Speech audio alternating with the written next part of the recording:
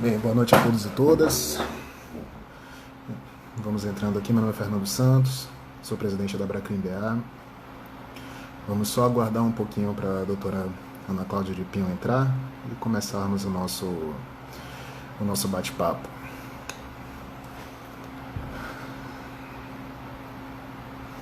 Boa noite, Bruno.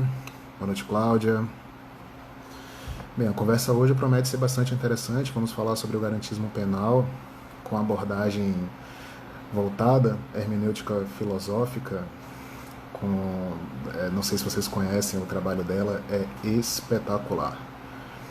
Desde ontem eu comecei a estudar a tese de doutorado dela e posso garantir a vocês, sem medo de errar, que é algo que expande os nossos horizontes e muda a nossa perspectiva, não apenas do fenômeno jurídico, mas também do fenômeno social macro. Olha, ela já entrou aqui. Grande Jonathan, salve, irmão.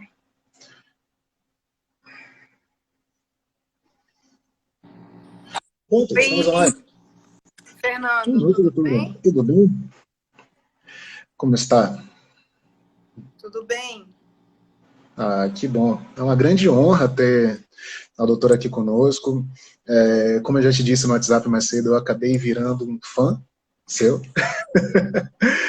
Seus estudos, assim, são desde ontem que eu brinco que minha cabeça está em um estado de completa epifania, porque tive uma expansão de horizontes, eu revisitei conceitos, descobri que não sabia absolutamente nada do que eu já sabia que sabia pouco, o que é muito bom, porque é muito importante, ainda mais nesse momento que nós vivemos, né? Nós temos um Estado muito cruel, um Estado que não se norteia pelos valores que deveria se nortear, dentro daquele conceito, né, de integridade que a gente vai tratar aqui mais à frente. Assistimos posturas muito além do próprio fenômeno jurídico em si, mas até posturas de Estado, posturas políticas, que não se coadunam com o básico da dignidade da pessoa humana. Hoje, no Rio de Janeiro, tivemos um assassinato cruel, covarde, de um jovem, de João Pedro, mas um jovem negro que entra para a estatística da crueldade de um Estado genocida. E vai ser uma grande alegria e um sopro de esperança ver alguém do Ministério Público que se insurge, sabe, contra essa ira punitivista que toma conta do consciente coletivo. Então, só fazendo uma pequena apresentação, a doutora Ana Cláudia Bastos de Pinho, promotora de justiça no estado do Paraná, doutora em Direito em 2011, com uma tese que, como eu disse mais cedo, acabou explodindo minha mente. Eu acordei 3 vezes no meio da noite pensando, meu Deus do céu, por que eu fui ler isso? Eu poderia entrar no túnel de segurança mais tranquilo. Acabei também autora de livros interessantíssimos, voltados ao estudo do garantismo penal, e que com certeza vai nos agraciar hoje com bastante ensinamento, como Vanessa disse. Vanessa é uma advogada previdenciarista, que além de tudo é minha companheira, e disse que ela vai ver se hoje ela consegue aprender um pouquinho de penal, e eu tenho certeza que vai. Com a palavra. Então, Fernando, muito obrigada, assim, é um prazer imenso estar aqui. Eu quero agradecer o carinhoso convite da Abracrim, em especial na pessoa da doutora Thaís Matarassá, que foi quem entrou em contato comigo. E lembrando que o evento da Abracrim esse ano seria aqui em Belém, né? Sim. Pois ia ser um super prazer. Haviam me convidado para participar de uma mesa, eu estava bem feliz, enfim, mas com tudo isso que aconteceu, o evento foi suspenso, mas que bom que a gente está aqui, que bom que a gente tem esse recurso da tecnologia que faz com que a gente possa se aproximar. E eu falava contigo hoje, né, pelo WhatsApp, te dizendo assim que eu tenho queridíssimos amigos aí na Bahia. Então, assim, para mim é uma honra muito grande poder estar aqui conversando com você e com toda a galera que está aqui nos assistindo, porque eu tenho uma relação com Salvador e com a Bahia que é muito, muito especial. Assim, colegas, amigos mesmo, amigos do IBADPP, amigos do Ministério Público, como Elmírio, Rômulo, Daniela, Marina, Tony, o Paulo Queiroz, enfim, é tanta gente que eu não vou nominar todos eles, porque senão eu vou acabar... não vai dar. Então, assim, minha primeira palavra é realmente de agradecimento pela oportunidade da gente poder trocar essa ideia aqui.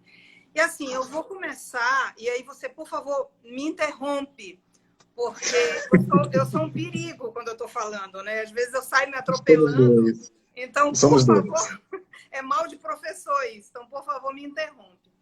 Então, vou começar por algo que você mencionou ainda há pouco, de como é complicado viver o direito penal, o processo penal, no momento de terror, no momento de uma política tão genocida e etc. Então, eu acho que a partir daí eu pego esse teu gancho para começar a falar do garantismo, que essa foi a nossa proposta aqui, e te dizendo assim que é preocupante a gente imaginar que defender hoje em dia a Constituição, defender os direitos fundamentais, defender os direitos humanos, defender as liberdades que estão consagradas na Constituição da República virou praticamente um ato subversivo, né? Então, assim, as pessoas começam a ter medo de defender a Constituição, para você ver a que ponto nós chegamos. Sim. Outro dia eu fui indagada por um aluno que me perguntou assim, professora, como a senhora consegue ser garantista e promotora de justiça ao mesmo tempo? E aquilo me fez pensar, porque eu não consigo imaginar de outra forma. Como é que um promotor de justiça pode não ser garantista? Como é que um promotor de justiça pode não lutar pela tutela dos direitos fundamentais? Como é que um promotor de justiça pode esquecer do artigo 127 da Constituição da República, que diz que nós somos uma instituição responsável pela defesa dos direitos fundamentais, dos direitos individuais, do Estado democrático de direito, da ordem democrática? Então, quando o aluno me faz essa pergunta, das duas uma, né? Ou ele não tem a menor ideia do que é ser garantista, né? Porque, enfim... Isso é muito comum. Ou realmente a gente precisa começar a se preocupar. Ou então o medo é tão grande de defender a Constituição que talvez muitas pessoas não sejam garantistas por receio de algum tipo de reação, etc. Eu, de vez em quando, recebo... Enfim, as pessoas me perguntam se eu sofro algum tipo de reação dentro da instituição, dentro do Ministério Público. Não. Pelo menos até hoje, não. Assim, eu faço meu trabalho direitinho, sou respeitada no trabalho que eu faço. Eu acho assim, enquanto você estiver do lado da Constituição, do lado das leis, você está blindado. Sim. É óbvio que existe um discurso rasteiro, e a gente vai falar disso aí, sobre o garantismo, né? A gente até conversava o bandidolatria e tal. Bandidolatria. Então, eu acho que esse ponto é muito importante da gente entender por que a teoria foi desqualificada. Por que ela foi alvo de ataques levianos. A gente tem que entender por que a gente não tem, no Brasil, uma formação efetivamente garantista. Quer dizer, qual é o óbice, quais são os obstáculos para isso? Então, Fernando, assim, diga, pode falar. Me interrompa, por favor. Eu tenho algumas percepções que isso passa muito por uma tradição, né? Perfeito. Isso vem de uma construção histórica de deslegitimação. Né? Ainda mais quando a gente faz um paralelo com as ideias de inconsciente coletivo. Eu gosto sempre de falar isso quando eu exponho em alguma live. Eu acho que essa desconstrução do garantismo, ela passa exatamente por isso. Nós temos hoje um cenário de que se existe caminhos, certo, para defesa de interesses fundamentais, se existe uma luta por esses bens, por esses valores, isso hoje é equilibrado ou se equivale a uma construção de um ideal de impunidade.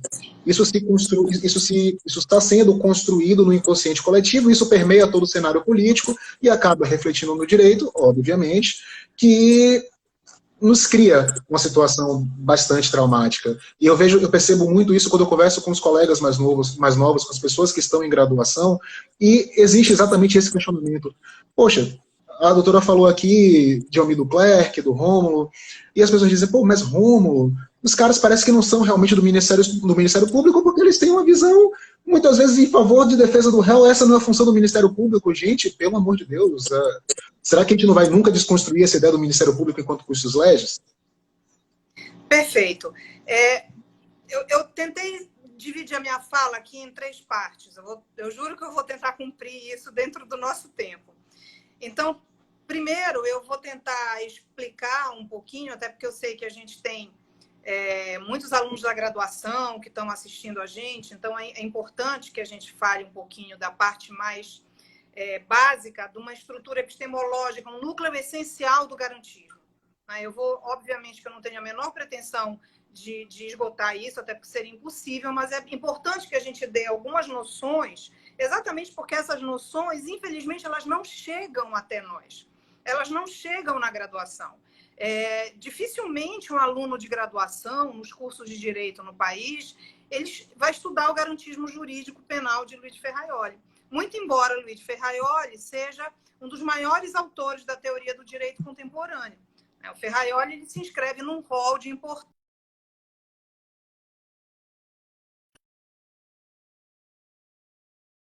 É um autor... E, aliás, isso é um primeiro aviso. Né? Ferraioli não é um penalista. Ferraioli não é um criminólogo. Ferraioli é um filósofo do direito. Ferraioli faz teoria do direito. Ele usa o campo penal, sobretudo numa obra de fôlego, que é o Direito e Razão, que é a mais conhecida entre nós. Então, ele usa o campo penal como um campo privilegiado para demonstrar a tensão que existe entre o poder de um lado e a liberdade do outro. Porque não há a menor dúvida de que isso, no campo penal, aparece de forma muito mais clara e evidente do que nas outras esferas jurídicas. Então, de todas as sanções que a gente tem no ordenamento jurídico, não resta dúvida de que a sanção penal é a mais gravosa. Não resta dúvida de que é no campo penal que se precisa de uma teoria justificadora do poder. Como eu falava para os meninos do meu grupo de pesquisa na nossa última reunião, ninguém perde seu tempo para pensar numa teoria abolicionista, sei lá, do direito empresarial, do direito... né? Mas do direito penal, nós temos uma corrente muito forte de pensadores abolicionistas para quem o poder punitivo não se justifica sob hipótese alguma. Hipótese alguma, sim. Ou seja, é tão grave, porque, veja, o crime é uma violência. Ok, eu estou de acordo, é uma violência. Mas a pena também é. Tanto que Ferraioli fala no Direito e Razão, lá em algum momento do livro, ele vai dizer que a história da humanidade ela se constitui muito mais pela violência das penas do que propriamente pela violência dos crimes. Então, se a gente fizer um estudo, a gente vai ver o quanto o homem já foi cruel no ato de penar. Se a gente pensar que a pena privativa de liberdade ela corresponde a uma evolução, porque antes disso o que se tinha era a pena de morte, né? Eram as torturas e etc. Então, a gente vai entender que realmente ele tem razão. Quer dizer, o crime é uma violência, ok, mas a pena também é uma violência. Então, é nesse sentido que o campo penal ele se mostra extremamente fértil para demonstrar essa tensão que existe entre o poder e as liberdades. Então, a primeira palavra que eu poderia dizer, se eu pudesse resumir o que é o garantismo, né? Que coisa é o garantismo? Tem até um texto do Ferraioli italiano. O que é o garantismo? Que coisa é isso, o garantismo? O garantismo, sobretudo, é um modelo de direito que busca a contenção da violência, Fernando. Conter a violência, conter o poder. Seja ele público, seja ele privado, venha ele de onde vier. É um modelo de direito que tem por objetivo conter a violência. Seja essa violência aquela que advém, aí eu vou trazer a discussão para o campo penal. Seja a violência aquela que advém da prática do crime ou aquela que advém das reações a esse crime, ou seja, das penas. Então, Diferentemente do que muita gente pensa, Ferraioli não é um abolicionista. Ok? Não é. Eu já tive que responder uma vez um artigo de um sujeito, não lembro se foi no Justificando, que escreveu um texto acusando, entre aspas, o Ferraioli de abolicionista. O Ferraioli não é abolicionista, ele é um legitimador do poder punitivo. Ele é um positivista, ele acredita no direito. Ele acredita em resolver as questões do direito pelo próprio direito. Então, o que Ferraioli entende? Que o poder punitivo é necessário porque sem ele, na ausência dele, nós teríamos mais violência ainda. E aí é importante pontuar uma coisa aqui da teoria do Ferraioli. Eu prometo que eu serei breve. Ele defende, ele é um neo-iluminista, ele vai fazer um resgate da filosofia ilustrada, que para nós é extremamente importante no campo penal e do processo penal. Para a gente estudar direito penal e direito processual penal, a gente tem que ir para os clássicos dos 800, a gente tem que ir para o Beccaria, por exemplo, a gente tem que ir para os iluministas, a gente tem que ir para o Montesquieu e ler que o Montesquieu já dizia que o poder de punir é um poder terrível. Ele já dizia isso lá. Então, o Ferraioli vai, nesse sentido, defender um modelo de utilitarismo que ele próprio chama de um utilitarismo garantista reformado. Eu vou tentar resumir isso para a gente compreender aquele tipo de acusação que é feita ao garantismo de que você só defende bandido, só tem garantismo dos bandidos, né? Então, vamos entender, pelo amor de Deus, o que é isso? Não existe isso. Mas, enfim, o Ferraioli defende um modelo utilitarista reformado que significa o seguinte. Quando a gente está lá na graduação e estuda as teorias da pena, a gente estuda, sobretudo, uma que é muito ainda decantada na política criminal contemporânea, que é a teoria da prevenção geral negativa, que é aquela que diz que o direito penal serve para evitar futuros crimes. Então, ele serve para que as pessoas se sintam intimidadas e pensar 2 vezes antes de praticar um delito. Essa, basicamente, é a ideia que visa a maioria dos chamados não desviantes. Ferrari vai fazer uma correção a essa tese. Ele vai dizer, o direito penal ele tem dupla função. Ok, ele visa proteger a maioria evitando futuros crimes. Estou de acordo. Porém, mais do que isso, ele visa defender a minoria, evitando as reações informais violentas. Portanto, ele defende a existência do direito penal de forma utilitarista, mas num duplo viés, visando não apenas a figura da maioria, mas, sobretudo, a figura da minoria, do desviante. Por quê? Porque na concepção garantista, na ausência do poder punitivo, eu posso ter um sistema de punição pior. Sim. Na ausência do direito e do processo penal, eu posso ter algo pior. Eu vou colocar alguma coisa pior. Porque o poder, para um garantista, ele parte do pressuposto que o poder é sempre ruim. O poder, ele sempre tende ao abuso. Portanto, se ele sempre tende ao abuso, eu preciso de controle, eu preciso de limite. Se eu não tiver limite ao poder, ele vai transbordar. Então, sobretudo, a justificativa diz o Ferraioli, estou de acordo que nós temos a chamada cifra da ineficiência. A cifra da ineficiência, ou também chamada na criminologia de cifra oculta, né, é aquela quantidade de crimes que acontecem na sociedade, mas que não chegam ao conhecimento das autoridades, não são apurados, etc.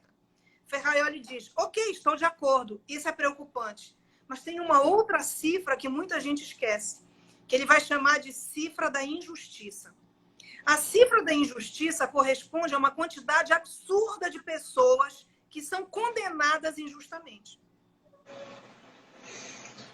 E aí a gente resgata um paradigma oitocentista que vai dizer assim, é preferível que eu tenha um culpado sem punição do que eu tenha um inocente preso. Então, essa é a máxima. Eu preciso conter o poder.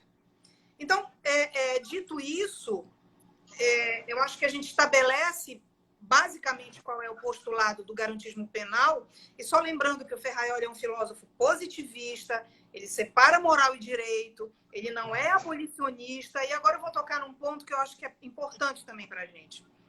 Garantismo não é sinônimo de impunidade.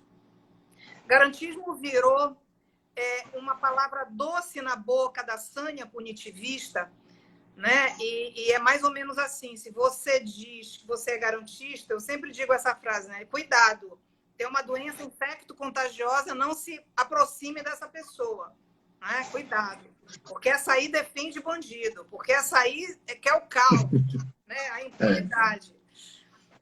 Não. O que o garantista quer é a punição com racionalidade, é a punição com respeito às regras do jogo democrático.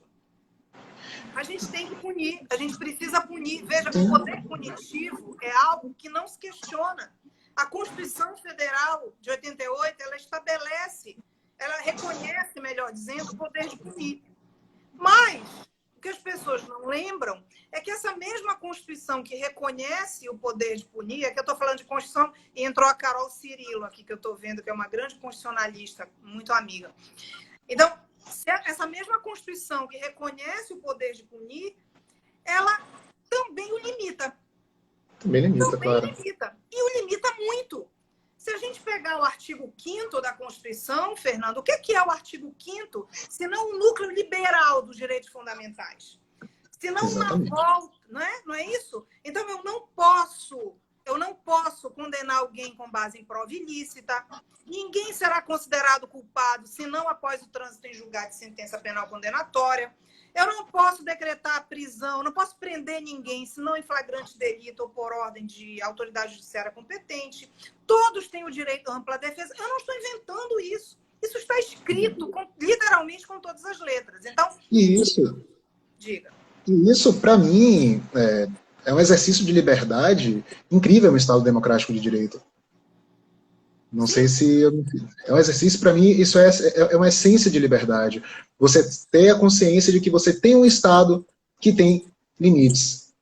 Exato. Que você pode se opor através de instrumentos normativos, que você tem uma garantia. Inclusive, para mim, esse discurso, doutora, ele é tão vazio de que o garantismo ele é amigo da impunidade, e as pessoas trazem, e é uma coisa que me irrita profundamente. Hoje em dia nós discutimos as questões do direito com base em estatística e matemática, é algo que o professor César Faria fala muito aqui na Bahia.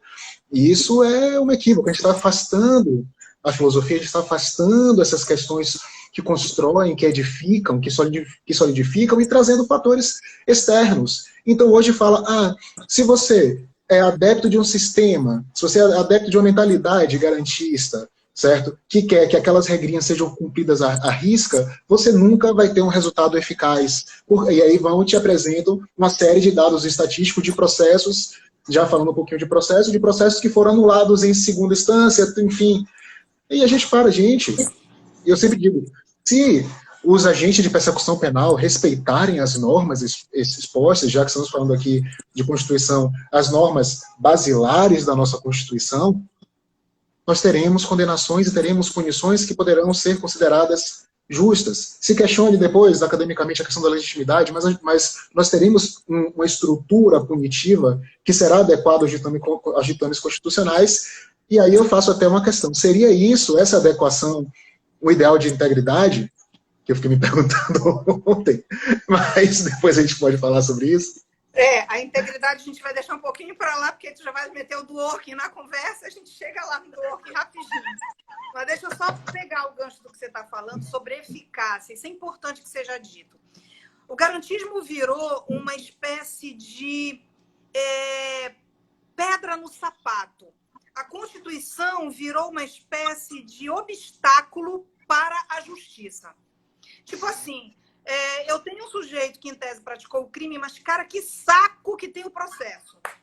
Que chato que eu tenho que ter todas as garantias para essa pessoa. Não era melhor vir logo uma sentença do nada, entendeu? Não precisa, para que juiz imparcial? Não preciso de juiz imparcial, preciso que essa pessoa seja condenada.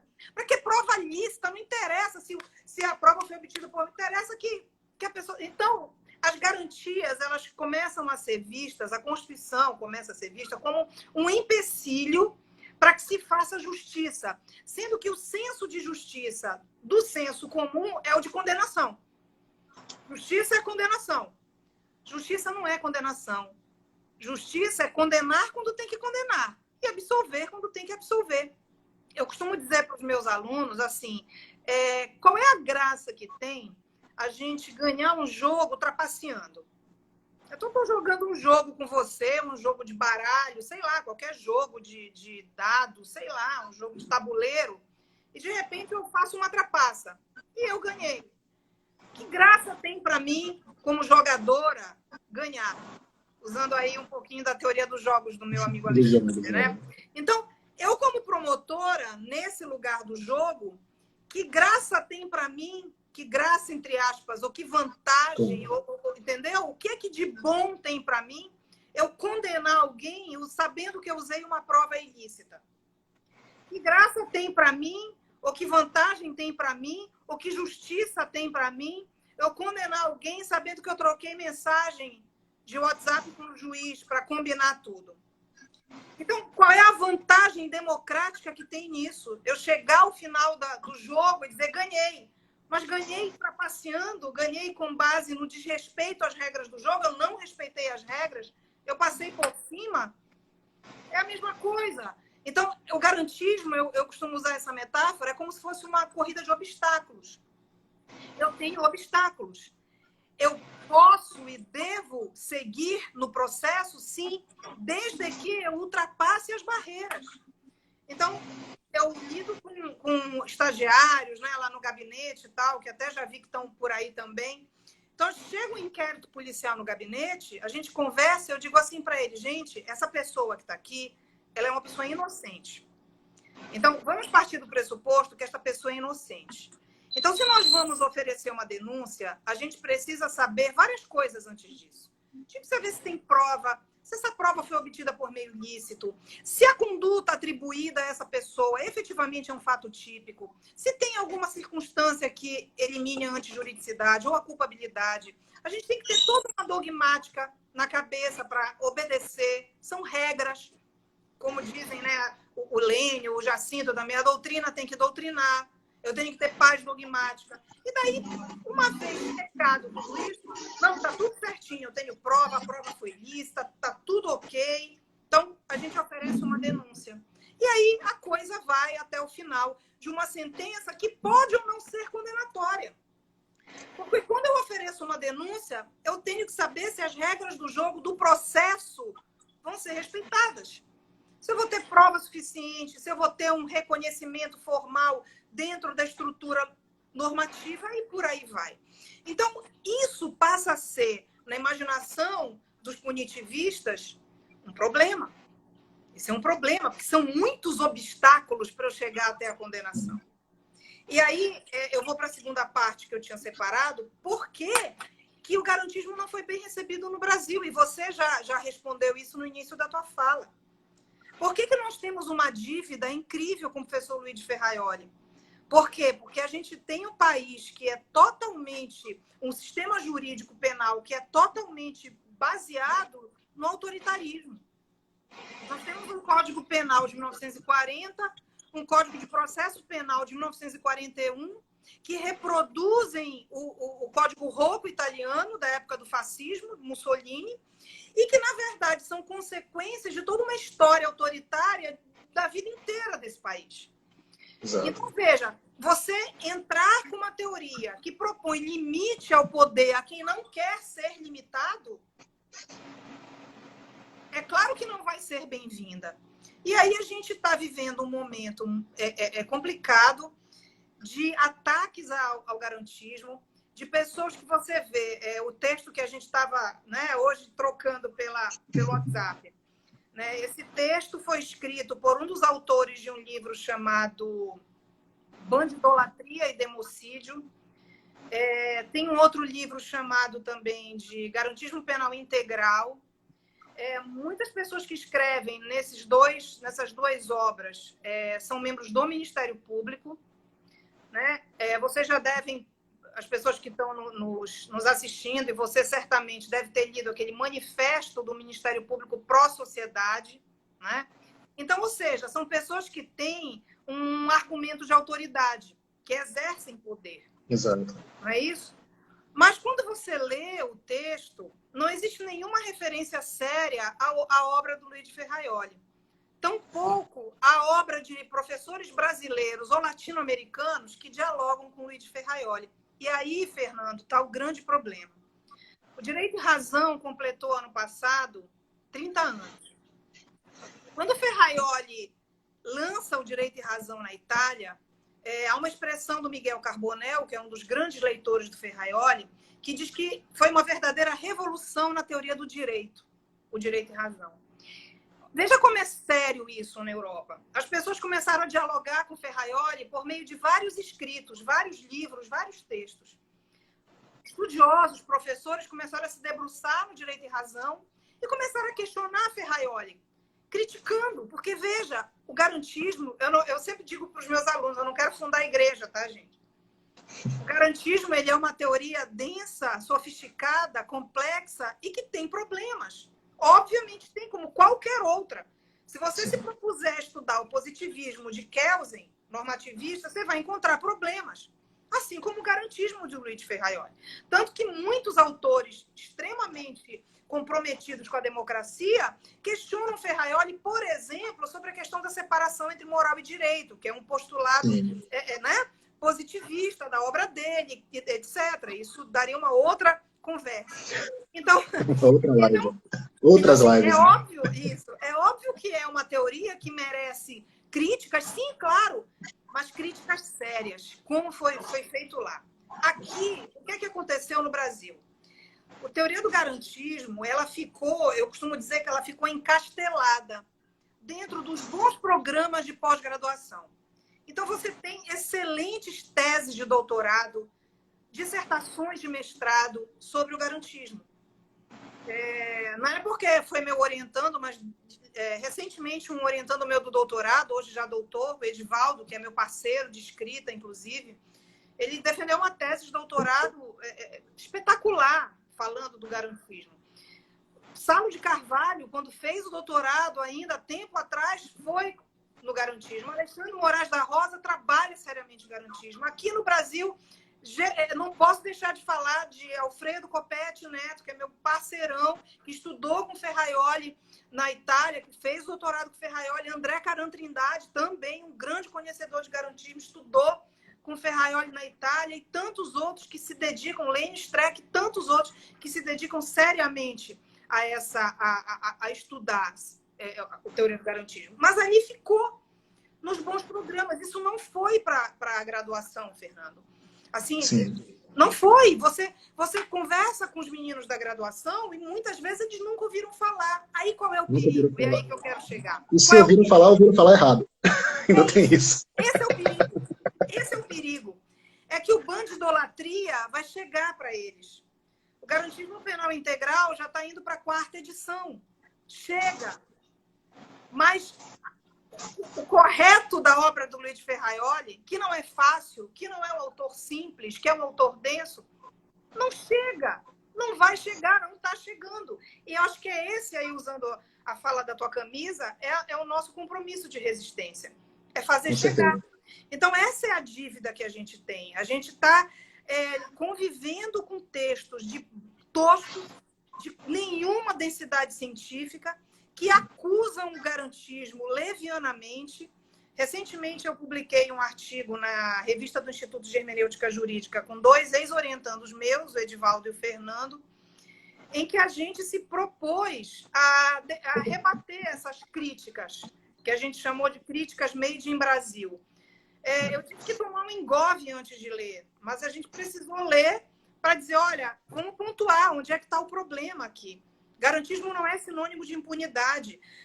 Sabe por que não tem garantismo da vítima? A gente teve que explicar a estrutura dos direitos fundamentais em Ferraioli, para entender, olha, Ferraioli defende a vítima, meu amigo. Onde você leu que a vítima não é defendida? Ferraioli diz claramente, o garantismo é a lei do mais fraco, la legge del più debole.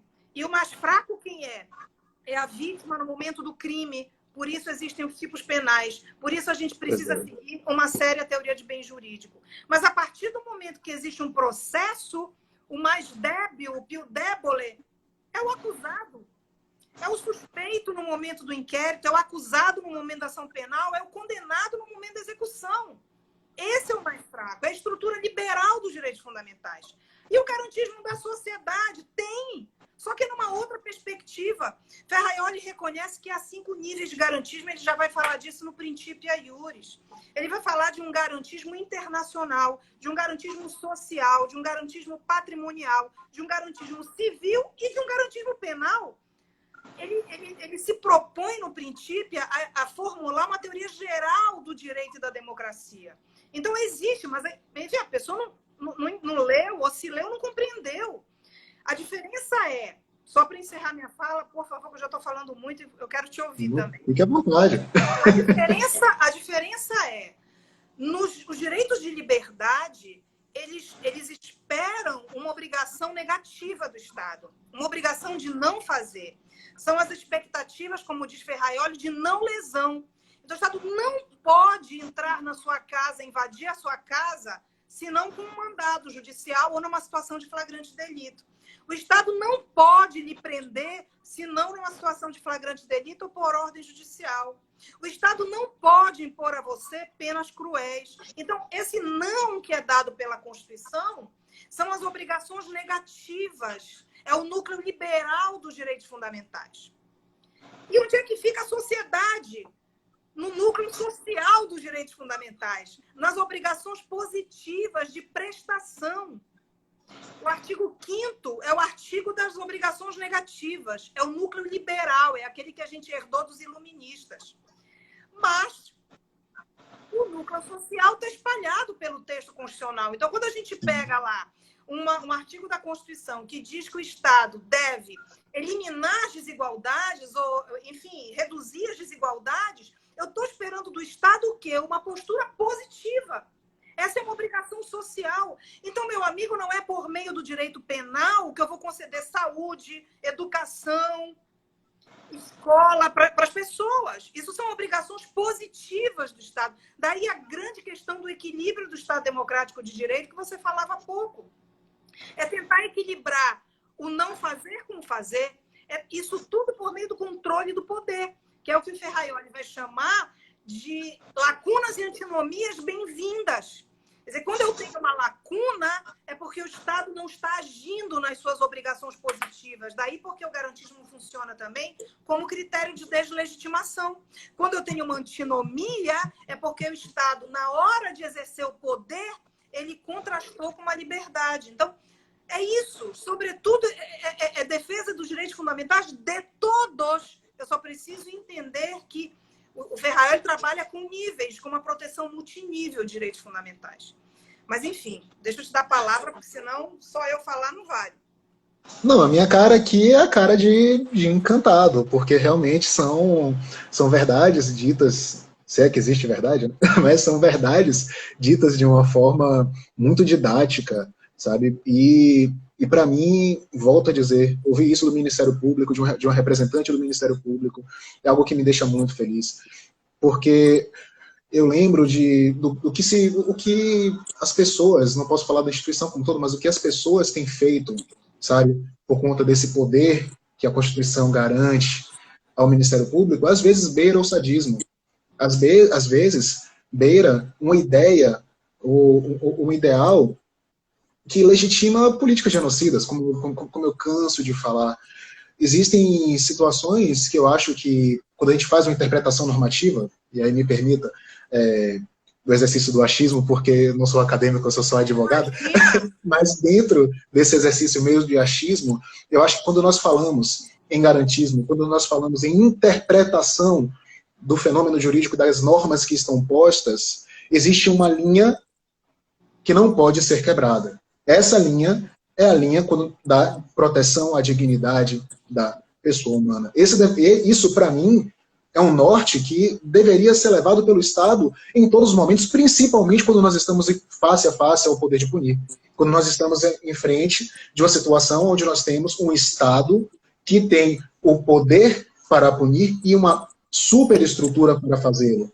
Então, quando eu vejo determinados casos onde nós encontramos denúncias sem que, nem para quê, em casos como tráfico de drogas, sabe? Ou crimes de menor potencial ofensivo, mas que você vai denuncia e depois lava as mãos. Infelizmente, isso é algo que nós vemos com muita frequência na Bahia. E quando alguém se insurge em relação a isso, como, por exemplo, quando o professor Almir trata a perspectiva dele do processo penal agnóstico e defende intransigentemente a existência de justa causa para apresentação, para ofertas de demandas penais, as pessoas dizem, mas o que é isso, cara?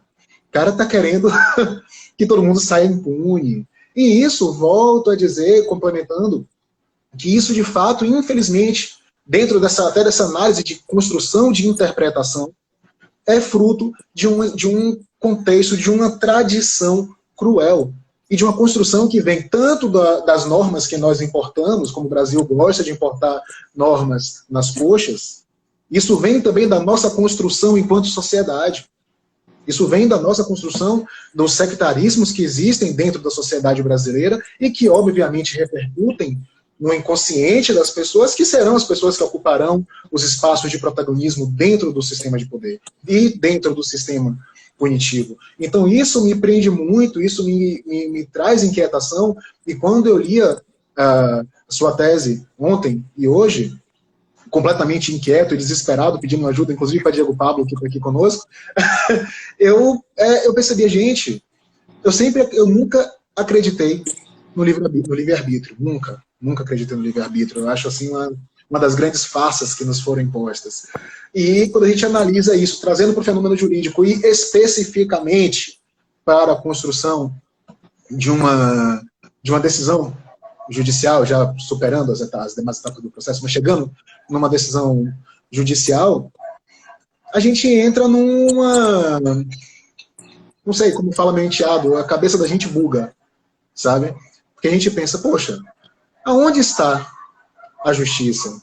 A gente pode falar em justiça, a gente pode falar em um Estado que realmente pensa os fenômenos sociais e respostas, enfim, e respostas ao fenômeno criminal de uma forma que possa trazer uma harmonia, quando, na verdade, o elemento de vontade que nos direciona é um elemento de vontade que não se adequa às normas basilares da nossa Constituição, as normas basilares do nosso livrinho de regras que nos garante dignidade e civilidade, sabe? Então, são essas inquietações que eu tenho, é isso que tem me feito questionar nas últimas 24 horas, com mais intensidade, o nosso sistema.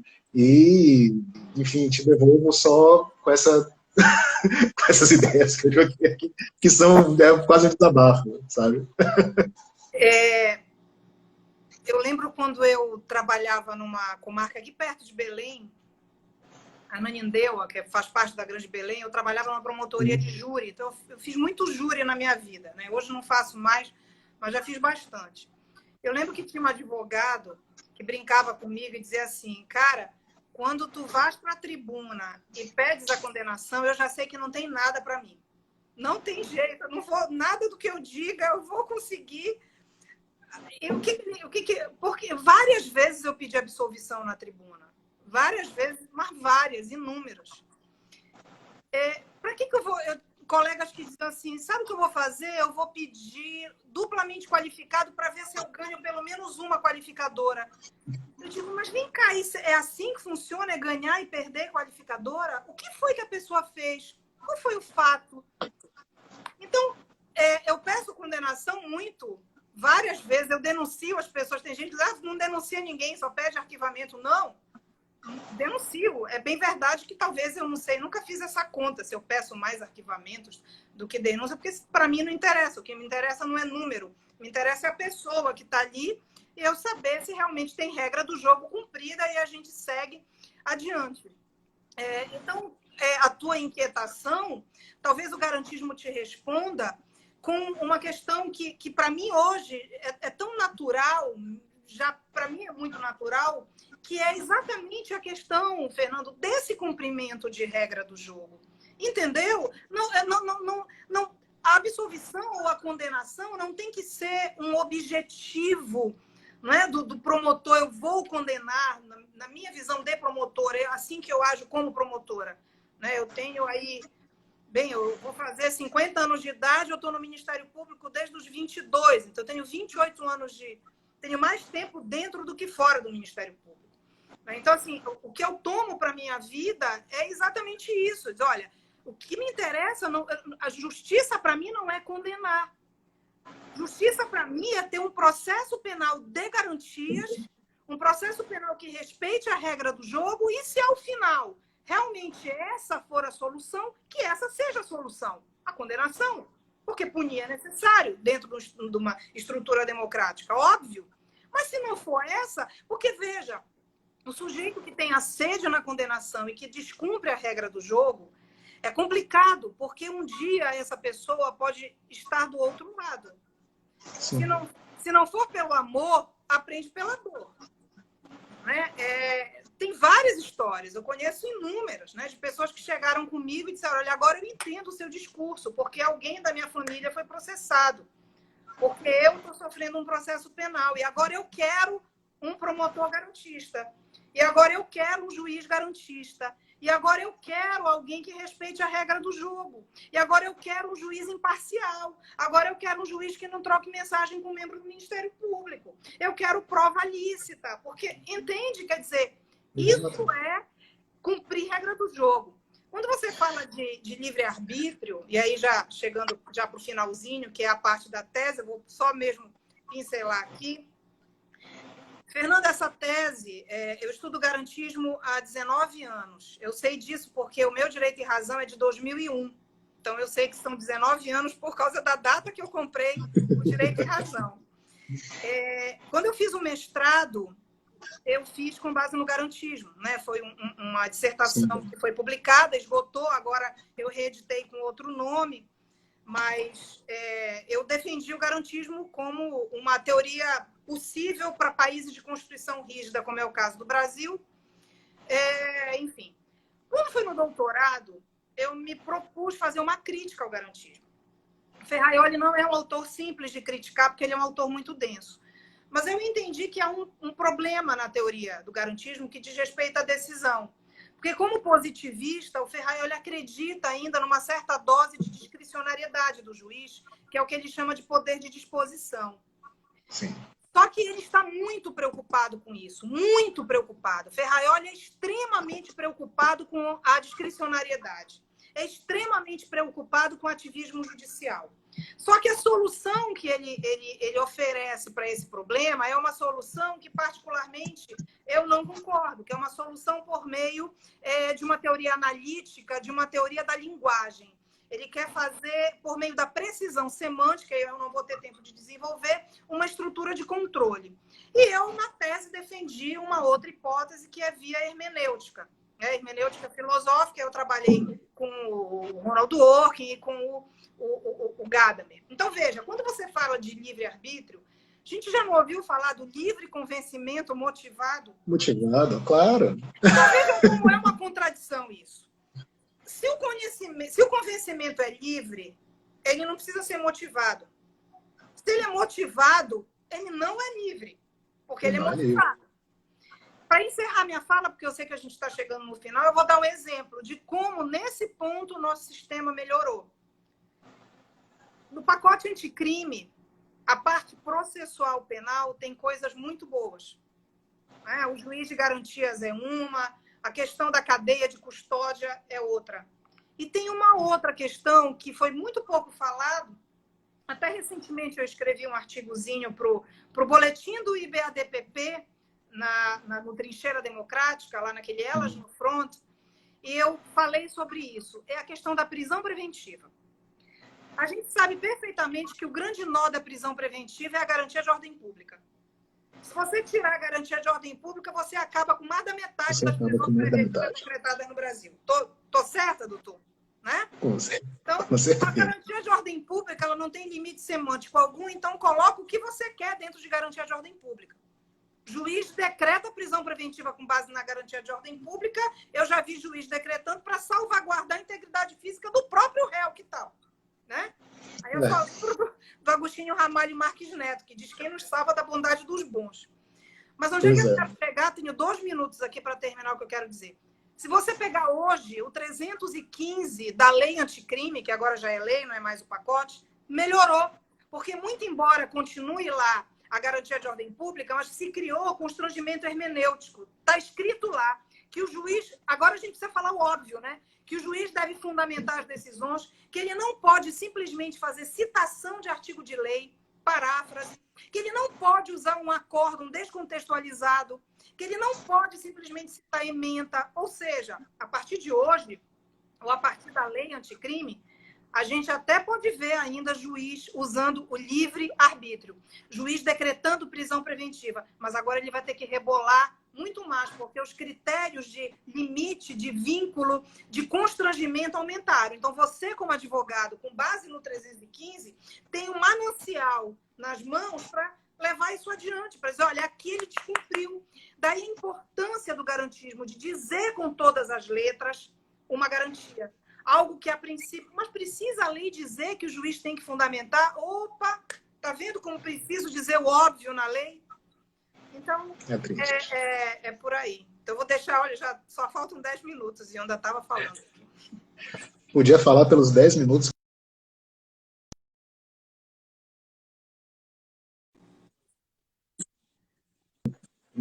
Lá em Curitiba, em homenagem à Operação Mãos Limpas, né? Foi um favor, tinha um monumento em homenagem a Moro, né? E aí os partidários do presidente derrubaram aquele monumento, e isso me lembra um artigo que Moro escreveu, e eu sempre faço menção a ele, que foi Considerações à Operação Manipulite, e que é um artigo celebrado pela ala punitivista de nosso país, onde se defende nitidamente e até de forma descarada a transgressão das nossas normas básicas. Uma ofensa gritante ao movimento garantista, sabe? E a destruição disso, de uma forma ou de outra, para mim é algo que merece ser celebrado, porque nós só teremos, eu acredito que nós só teremos um país que poderá começar a falar em justiça, que poderá começar a falar em reedificação, a partir do momento em que este país compreender que os limites impostos pela Constituição devem ser respeitados em todas as esferas. Aqui, obviamente, nós fazemos o recorte, volto a dizer, na questão penal, mas isso precisa ser pensado de uma forma macro, isso precisa ser pensado com muita prudência, sabe, com muita seriedade. E eu espero, estou vendo muita gente falar aqui, estou vendo grandes amigos que infelizmente não pude mencionar a todos, que era momento de ouvir, porque são palavras que merecem ser ouvidas, mas eu fico muito feliz, eu espero que essa sua fala, que os seus posicionamentos, que o seu trabalho acadêmico, ele influencie toda uma geração de pessoas que irão operar o direito, para que nós tenhamos uma nova perspectiva, uma perspectiva crítica, que é o que nos falta muito ainda a perspectiva crítica, uma perspectiva de resistência e enfrentamento às saídas fáceis. Isso. Porque hoje eu queria os meus minutos de volta, de vida, depois de ler aquele triste artigo sobre a bandidolatria. Eu queria meus minutos de volta, eu não vou ter. Mas são ideias que estão sendo impregnadas, porque são ideias fáceis. Como a doutora falou, estudar Ferraioli, estudar o garantismo, ir para Dworkin, para a gente conseguir tentar compreender o fenômeno da interpretação jurídica, não é fácil. É muito difícil, é trabalhoso, é pesaroso. Então, nós precisamos perder o medo disso. Nós precisamos perder o medo do difícil e encarar de forma forte, de forma firme, aquilo que nos dará resultado. Então, em nome da Abracrim, especialmente da Abracrim Bahia, eu agradeço muito a sua participação.